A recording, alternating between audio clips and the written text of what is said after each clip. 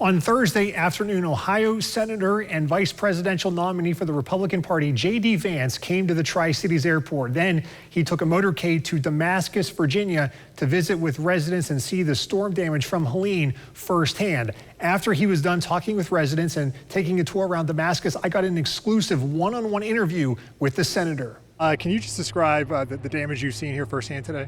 Yeah, look, it is extraordinary damage. I mean, you look behind me, you've got a car being crushed by a home. But I will say it is a miracle that nobody in Damascus lost their lives. And I think it's a real testament to the first responders who got people out, got them out quickly.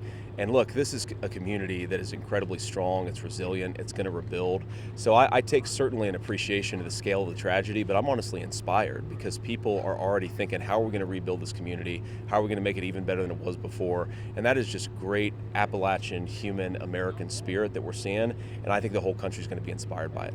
What was your message to the people here in Damascus that you met with and talked to about what they went through and also the hope of the future? Well, I think the first and most important message was, look, man, we see you, we love you, we're supporting you, and we know it's not easy to rebuild your community after something like this happens. I mean, a lot of what people want is they don't want a handout, right? They want the government to do what it ought to do. They want disaster relief to be provided when it's promised, and they just want to know that their leaders actually care about them and actually see them. And that's what I wanted to do, is just go and show a little support. I mean, you know, it's not easy when you've got a giant Secret Service detail to, you know, we don't want to strain local law enforcement resources, so we decided to come after the main recovery and rescue operation was done. But we just saw so much good in this community, and we're thrilled to see it. This recovery will take months and years, as the governor said. Yeah. If elected, how will you help this community rebuild and the surrounding communities? Well, we just got to make sure they get the resources they need, right? It's very simple. I mean, you know, you've got basic infrastructure. You've got water systems that need to be rebuilt. You've got power lines that need to be rebuilt. I've, of course, learned today, and I actually love to go cycling with my own kids, that this is a major bicycle pathway, and it drives a lot of the economic development in this region. Well, a lot of those paths were completely destroyed, so we got to rebuild them, or this town's economy is going to suffer because of it. So I think it's just the basic infrastructure, right? And this happens when you have a major disaster. You got to rebuild. You got to have a government that's focused on this community. That's what we're going to do when Donald Trump and I win.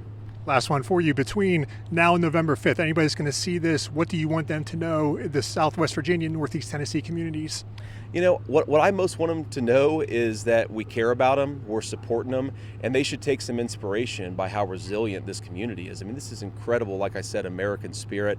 But I think when it comes to the recovery efforts, they should know that we're always going to support them. We're going to do everything that we can to help them, and they're not going to be forgotten. This community that's been forgotten by politicians for generations, we're not going to forget them. That's true before the storm, but it's certainly true now that they're recovering.